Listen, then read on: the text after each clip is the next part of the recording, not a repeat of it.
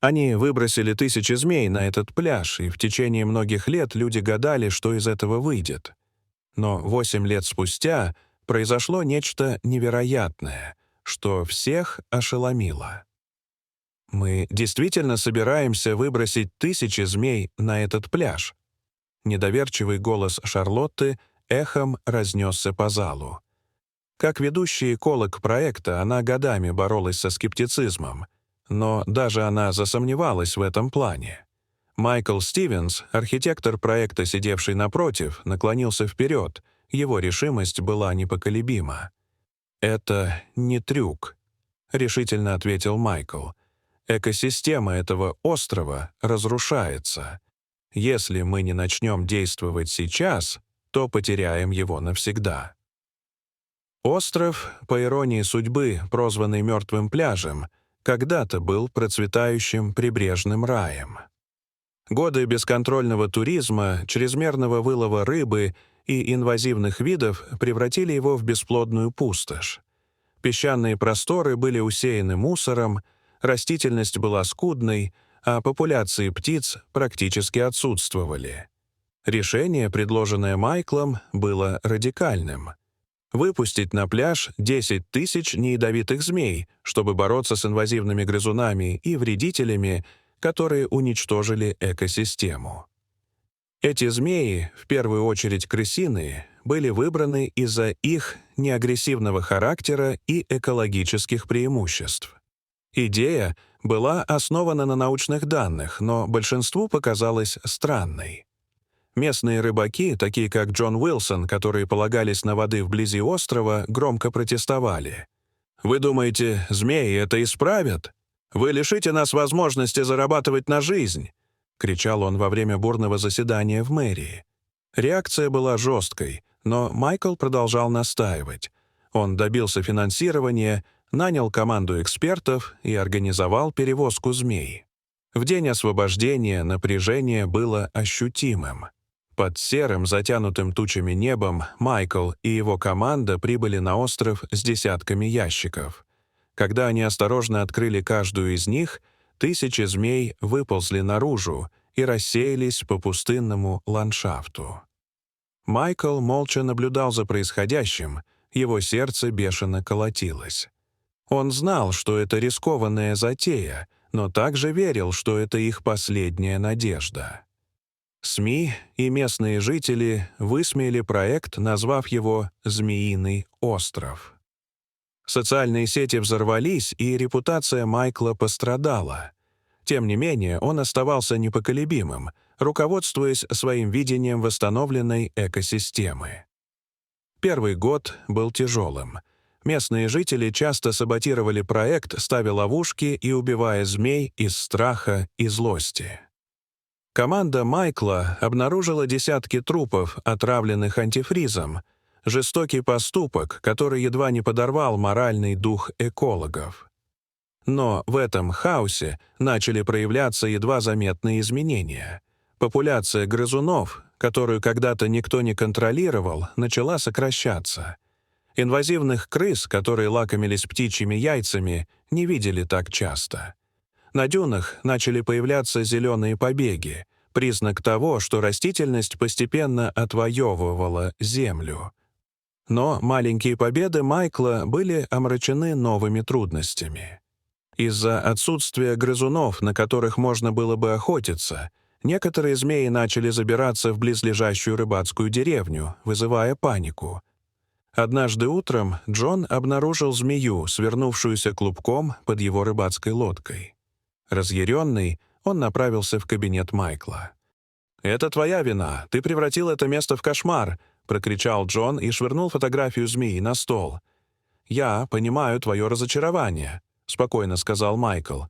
«Но дело не только в змеях. Речь идет о равновесии. Остров выздоравливает, и это приносит пользу всем нам».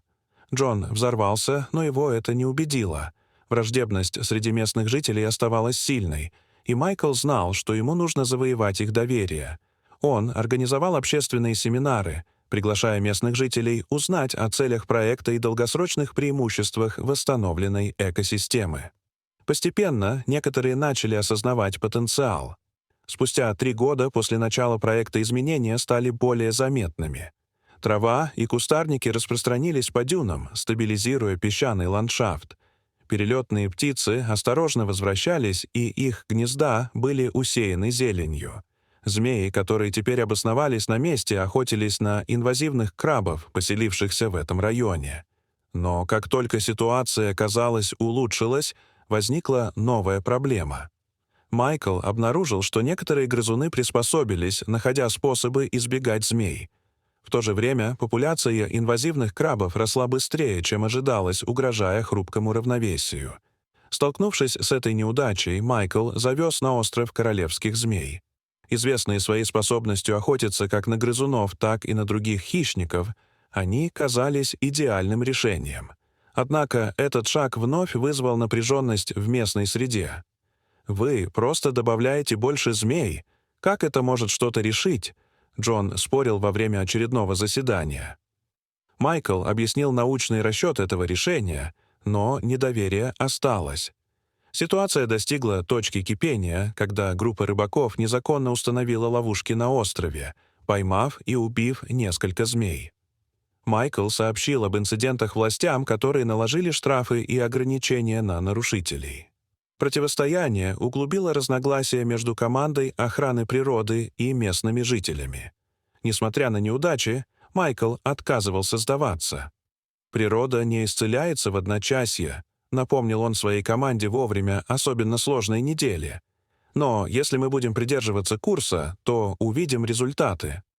Спустя 5 лет после начала проекта слухи о переменах начали распространяться по близлежащей деревне. Джон Уилсон, некогда самый громкий критик, начал замечать то, чего раньше не замечал. Уже несколько лет можно наблюдать, как стаи рыбы возвращаются в воды вблизи острова.